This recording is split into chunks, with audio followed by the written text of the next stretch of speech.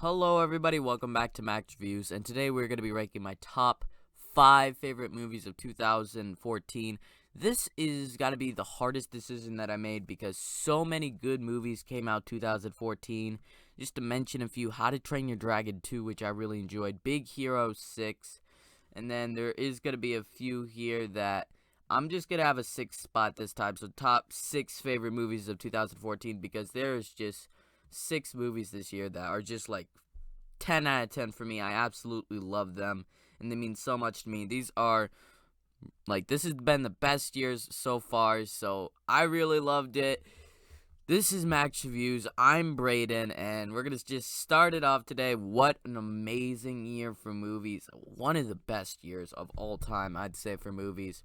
And so coming in 6th place here is going to be Dawn of the Planet of the Apes, a movie that I just saw in the past month, and it is really good. It's better than Rise of the Planet of the Apes, and you could expect a ranking from me for the Planet of the Apes movies. I'm just waiting for the third one to come in, but wow, what a movie. It expands upon sort of the apes concept that was set up in the Rise of the Planet of the Apes, and it takes this sort of silly concept of apes taking over the earth, and then it really grounds it down to earth, and you actually care about the characters, even though they don't say a whole bunch of stuff. This is an amazing movie. I totally recommend it. The only problem that I had with it was I saw on DVD. I didn't get the Blu-ray version of it because it was cheaper this way, but you can't see a whole bunch. That was my only problem with that. I'm sure that's probably cleared up if you get a better version of the DVD or watch it on streaming. But for me, I couldn't see a whole bunch of what was happening. But still an amazing movie, some amazing sequences, and just you understand the tensions that are going on between the humans and the apes. What an amazing movie. I had to extend it for this 6th spot because this was such a great movie. And another movie I just want to mention for an honorable mention that didn't make it on this list. That is another really good movie. It doesn't make 5th spot, but Mr. Peabody and Sherman, a really good movie that I enjoy a ton and can also hold a bunch of emotion to it. And now 5th place, we have the Lego Movie. I remember in 2014, my birthday happened, and it was 100% Lego themed. I was really into this movie, and I gotta say, it still holds up. It's one of the best Lord and Miller films, and I just love the cast, the characters, the little fun parts that adds to it, and it really was such a great part of my childhood at this time in my life. 2014, I think I turned, let me think, yeah, I don't know how old I was by then, but it just was such a nice thing. I got the movie, I got a bunch of Lego sets around the movie, I had a cake dedicated to it, and so it was just a really big fundamental thing, even though I didn't see it in theaters. I don't think I saw anything in theaters 2014. But this was just a big movie for the year for me. I really, really loved it. And it still holds up. Chris Pratt and Will Ferrell are great in the movie. The animation here is really good. This is by far the best Lego movie. And I have a ton of fun every single time that I watch this movie. And I wanted to put it higher, but this was a very hard year. These are all 10 out of 10 movies. Best year so far. And so coming in 4th place here is going to be John Wick, an action movie franchise that I just discovered last year, and I fell in love with it. And it kicks off with this movie, and I don't think I could really rank these. I'm going to have to rewatch them back to back to back to rank them, but what an amazing kickoff it had with Keanu Reeves, the dog, and this has been the best action movie that I have seen in a very long time, when this R-rated violence just going on. Keanu Reeves fighting people for his dog, the characters, the world building, just the introduction, and it takes this sort of goofy concept of him getting revenge off of his dog and makes it really also mature and emotional at times. Even though this is a heavily action-centric movie, it still has these moments of emotion, and that's why I just love this movie so much. I think all the John Wick movies are basically tied at that amazing level, but this one is still really good, and I really still love it. And before we get into the top 3, leave your comments down below. You could extend it beyond 5 places because this was a hard year. And with that said, Second place here, we have X-Men Days of Future Past. I would call this my favorite X-Men movie that I've seen right now. I haven't seen Logan yet, so I can't really say anything for that. And I haven't seen X-Men First Class. I'm watching through them, but this is another movie that I saw last year, and it blew me away.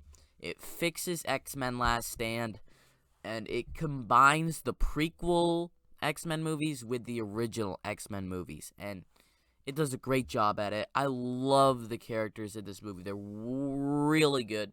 And you have these great villains. You have character development. You have stuff going on in the regular world, the real world, and the prequel world. And so, bunch of stuff going on. It looks amazing, the visual effects. And I just really, really enjoy this movie a ton. And X-Men franchise, their entire sort of how everything connects and stuff isn't as fluid as Marvel, but it is still really good, and this movie just does a great job of fixing X-Men Last Stand and just bringing these two franchises, these two parts together, the prequels and the originals, and I really do love this movie. And so you could probably guess my top two are Marvel movies, but what comes in first? Second place, we have Captain America the Winter Soldier. This was so hard. But Captain America the Winter Soldier doesn't mean as much to me as the number one spot. Captain America the Winter Soldier, I would call it the best spy thriller movie that I've seen. I haven't seen the Mission Impossible films, so I can't 100% go into that, but I just love this sort of spy thriller, political action movie. It's one of the best MCU movies, and it's my sister's favorite Marvel movie, well, one of my sisters, and then it's also my half-brother's favorite Marvel movie. This is a ton of people's favorite MCU film, and I could see that.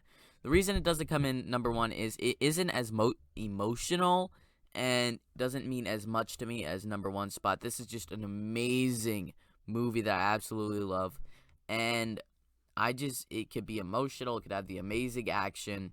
Captain America's great in it. This is by far the best Captain America movie. But coming in at number one is going to be Guardians of the Galaxy. I have so many memories of just watching Guardians of the Galaxy with friends, or listening to the soundtrack with friends, or just watching it on my own and being blown away by it. I absolutely love this movie. From the first scene to the last, it is funny, emotional, and packed with really good songs that make sense. Like, you see other movies, like Suicide Squad from 2016, I think, that it just adds these songs in like crazy and they don't make sense. But in Guardians of the Galaxy, they mean something. They fit into the plot amazingly. And James Gunn is one of these directors, as we've seen with the Suicide Squad and Peacemaker and Guardians of the Galaxy Volume 2. He is really good at character and world building and all this stuff, and just every single one of our characters is done so well, with Star-Lord being this great sort of bastard scoundrel that you could vote for, Gamora being the sort of headstrong assassin that decides to try to break free and eventually softens up, Rocket Raccoon and Groot, who are just this really emotional at the end with Groot, as you wouldn't think that you'd be crying over a tree, but you end up crying over a tree.